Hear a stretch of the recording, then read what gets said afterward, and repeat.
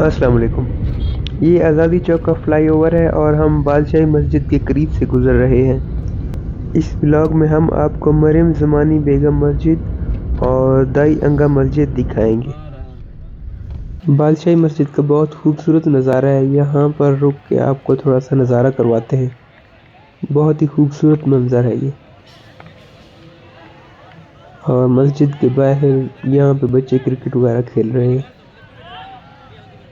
आज फ्लू होने की वजह से आवाज़ थोड़ी चेंज हो गई है। अब चलते हैं बेगम शाही मस्जिद की तरफ। ये जो दीवार नज़र आ रही है आपको, ये शाही किले की दीवार है और इस रोड को किला रोड कहते हैं, फोर्ट रोड। ये सामने इस शाही किले का अकबरी गेट है और इसके सामने बिल्कुल एक गली जाती है राइट साइड पे, उसके अंदर ही वो मस्जिद है। ये अकबरी गेट है इस शाही किले का और यहाँ से हम राइट होंगे अंदर। ये है बेगम शाही मस्जिद, मरियम ज़मानी बेगम मस्जिद, जिसे बेगम शाही मस्जिद भी कहा जाता है। इस मस्जिद को मुग़ल शहंशाह नूरुद्दीन जहांगीर ने अपनी वालिदा मरियम ज़मानी की याद में तामीर करवाया था। ये मस्जिद लाहौर में मुग़ल दौर की अव्वलीन मसाजिद में से एक है।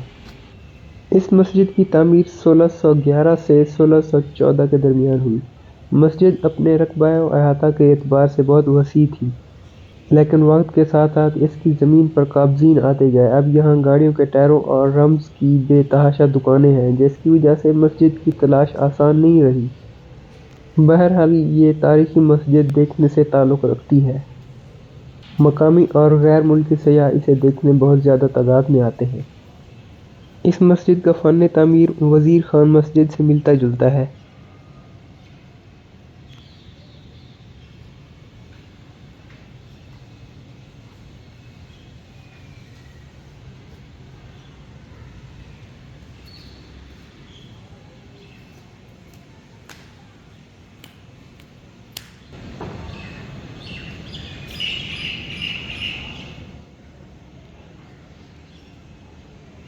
अब मस्जिद के अंदर जाके आपको अंदरूनी नज़ारा करवाते हैं।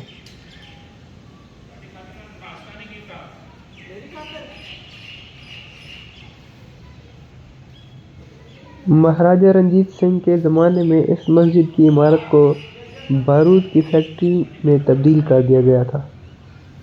सिख शाही दौर के ख़ात्मे के बाद 1850 में मस्जिद मुसलमानों को वापस कर दी गई, जिसके बाद इसकी इमारत को असर नौ तज़य्युन आराइश करते हुए इसमें दोबारा 5 वक्ती नमाज का एहतमाम शुरू किया गया।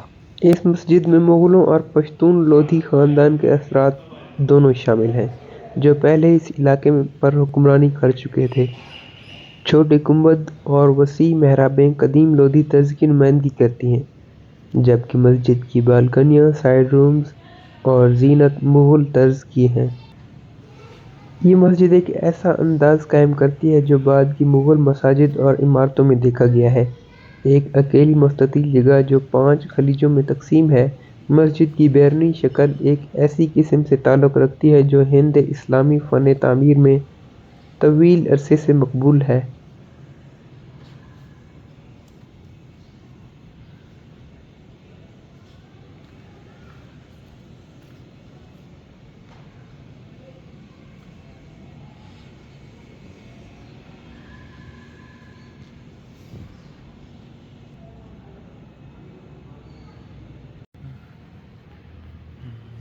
अब इन सीढ़ियों के ज़रिए मस्जिद की छत पर चलते हैं और वहाँ से आपको नज़ारा कराते हैं।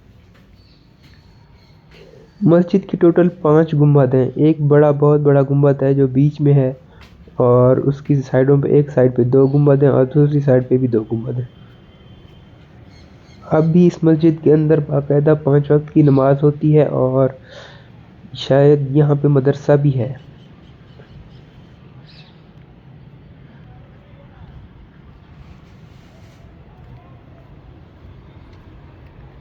ये बिल्कुल सामने शाही किला है और उसका ये दरवाज़ा है सामने, अकबरी दरवाज़ा।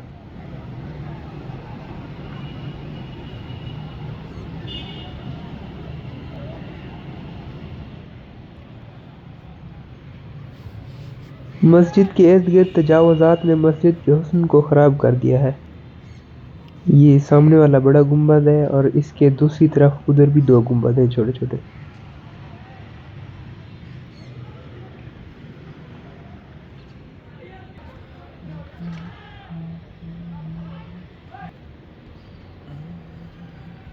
اب چلتے ہیں بڑے گنبد کی دوسری سائڈ۔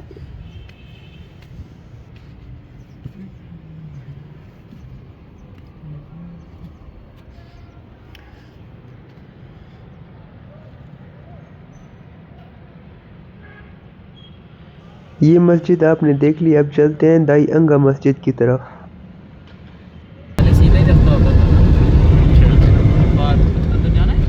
یہ سامنے ریلوے اسٹیشن ہے۔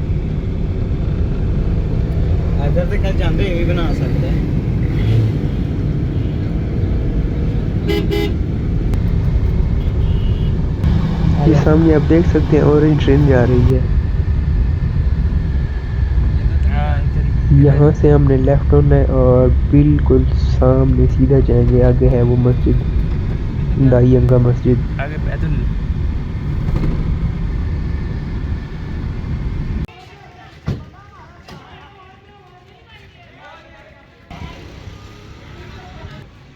دائی انگا مسجد لاہور جنکشن ریلوے اسٹیشن کے قریب واقع ہے۔ اسے 1635 میں مغل شہنشاہ شاہ جہاں نے دائی انگا کے اعزاز میں تعمیر کروایا تھا۔ دائی انگا، جن کا اصل نام زیب النساء تھا، مغل شہنشاہ شاہ جہاں کی دایا تھیں۔ ان کا خاندان مغلیہ سلطنت کے ساتھ قریبی طور پر منسلک تھا۔ ان کے شوہر مراد خان بیکانیر میں شہنشاہ جہانگیر کے دور میں منصف کے طور پر خدمات سر انجام دیتے تھے۔ حج پر جانے سے قبل انہوں نے موجودہ پاکستان کے شہر لاہور میں دائی انگا مسجد بنوائی۔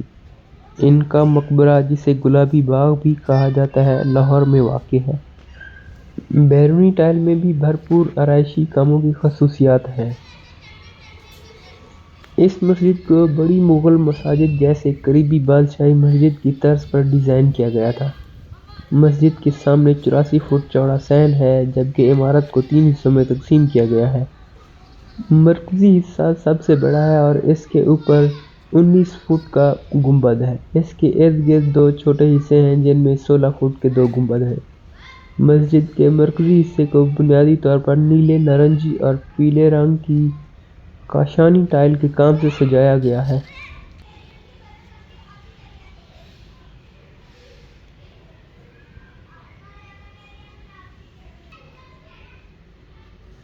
اب مسجد کا اندرونی نظارہ کرتے ہیں۔ انٹیریر میں پہلے بھی عمدہ فریسکو دکھائے گئے تھے، بدقسمتی سے ان کی جگہ بڑی حد تک جدید ٹائلوں نے لے لی ہے۔ اس مسجد کی تزئین و آرائش بڑی اچھے طریقے سے کی گئی ہے اور اس کا صفائی ستھرائی کا نظام بھی بہت اچھا ہے۔ ہم نے جو پہلے ایک مسجد دیکھی ہے، مریم زمانی بیگم مسجد، اس کی تعمیر نو بھی نہیں کی گئی اور وہاں پر صفائی کا خاص انتظام بھی نہیں کیا گیا۔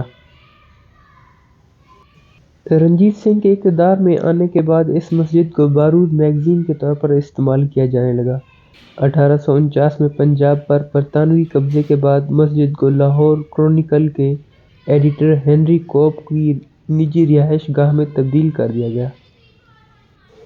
اس کے بعد کوپ نے اسے پنجاب اور دہلی ریلوے کمپنی کو فروخت کر دیا، جس کے تحت عمارت کو ریلوے ٹریفک سپرنٹنڈنٹ کے دفتر کے طور پر استعمال کیا جاتا تھا۔ 1903 میں عمارت کو ایک مسجد کے طور پر دوبارہ حاصل کیا گیا اور محفوظ کیا گیا۔ انشاءاللہ ہمارا اگلا ولاگ لاہور میوزیم کا ہوگا۔ اگر آپ کو یہ ہمارا کنٹینٹ پسند آیا ہے تو چینل کو سبسکرائب کریں، ویڈیو کو لائک کریں اور مجھے اگلے ولاگ تک کے لیے اجازت دیں۔ اپنا اور اپنے اس چینل کا خاص خیال رکھیں۔ اللہ حافظ۔